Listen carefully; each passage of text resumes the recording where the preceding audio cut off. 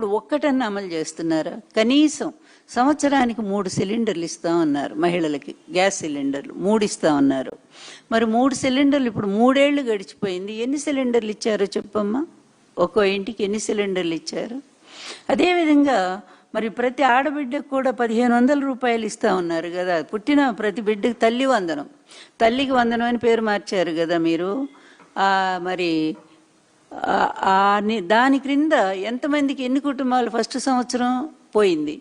ఈ 2 ఏళ్ళలో కూడా అరకొరగా 15,000 పోయింది, 13,000, 9,000, 8,000, ఏది ఇష్టం వచ్చిన అందులో కూడా లక్షల మందిని తీసిపడేశారు. ఈ విధంగా ప్రతి దాంట్లో కూడా మాట తప్పుతున్నటువంటి నీ భర్త వ్యవహారం చిన్న పిల్లల్ని అడిగినా కూడా రాష్ట్రంలో చెప్తారు. నీ పచ్చమందం ఎవరైతే ఉన్నారో అది నీ మీడియా వాళ్ళు ఊరికి హైలైట్ చేసి చాలా గొప్పవాడు, అన్ని ఇంప్లిమెంట్ చేశాడని చెప్పి పొగిడినంత మాత్రం చేత నీ భర్త ఏనాడు కూడా నిజం మీద నిలబడలేదు. అబద్ధాల పునాది మీదే అతని జీవితం మొదటి నుంచి కొనసాగుతూ వచ్చింది. ఏ ఒక్కటి అమలు చేయలేదు.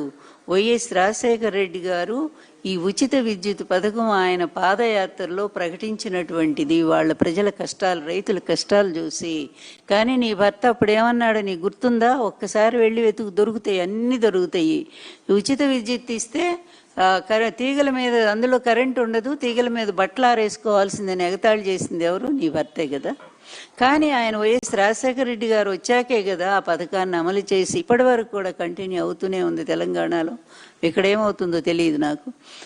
అట్లా పథకం ఇచ్చి మాట మీద నిలబడినటువంటి వాళ్ళు ఆ తండ్రి కొడుకులు, ఈ తండ్రి కొడుకులు కాదు. నీ భర్త నీ కొడుకు కాదు. ఎందుకంటే వాళ్ళిద్దరూ దారి ఎప్పుడో తప్పారు. నీ కొడుకు కూడా అదే తండ్రి దారిలోనే నడుస్తున్నాడు, అవినీతిలోనే మగ్గిపోతున్నాడు, అన్యాయాల్లోనే జీవిస్తూ ఉన్నాడు, అదే అరాచకాల్లోనే బతుకుతూ ఉన్నాడు. మరి తల్లిగా నీ శిక్షణ ఏంటో నాకైతే అర్థం కావట్లేదు. అట్లాంటి కొడుకుని కన్నందుకు బాధపడాలా నువ్వు నిజంగానే. అలాగే బీసీ మహిళలకి 50 ఏళ్లకే పెన్షన్ ఇస్తామని చెప్పారు. సిలిండర్లు పోయినాయి. మహిళలకు 0 వడ్డీ పథకం అన్నారు, అది పోయింది. ఈ 3 ఏళ్లలో 9 సిలిండర్లు అందలేదు, అది సరే. ఇన్ని హామీలు ఇచ్చి మాట తప్పింది ఎవరమ్మా? చంద్రబాబు నాయుడు కదా.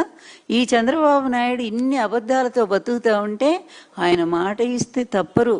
హరిశ్చంద్రుడు 6వ సంతానం అన్నట్టుగా మీరు మాట్లాడుతుంటే నవ్వుగాకేంటమ్మా తల్లి?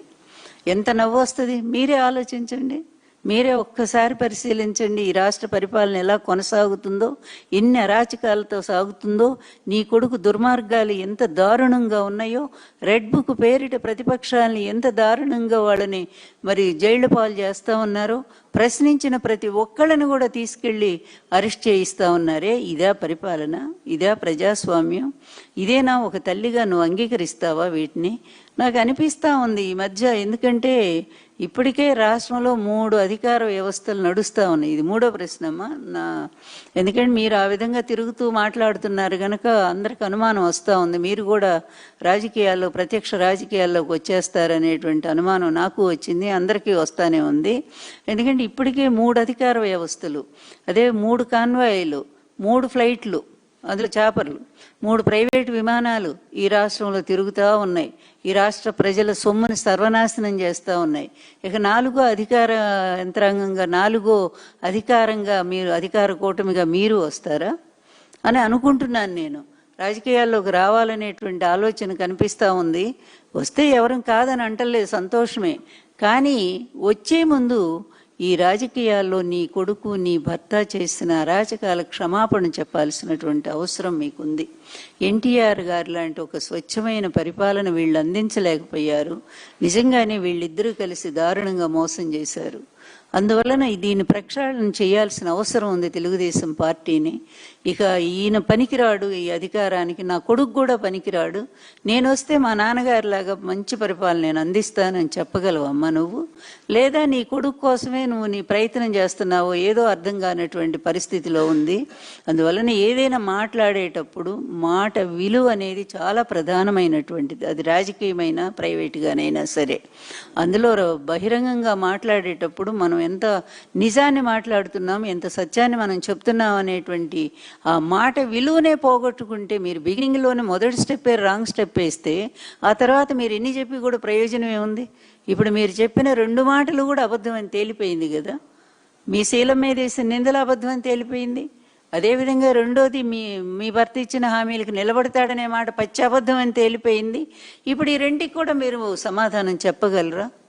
నేను చాలా మర్యాదగానే అడుగుతున్నాను. మీరు కూడా నాకు మర్యాదగా ఆ సమాధానం చెప్తే ఇదంతా కూడా రాష్ట్ర ప్రజలు వింటారు, చూస్తారు. అమ్మ భువనేశ్వరి, ఇదే నేను మీకు అడగాలనుకున్నది. అందువల్ల రాజకీయంగా మీరు మీ భర్త పనికిరాడు అనుకుని రావాలనుకుంటున్నారనుకుంటే వెల్కమ్, అది మాకు సంబంధం లేనటువంటి విషయం, అది మీ ఇష్టం కూడా. కానీ వచ్చే ముందు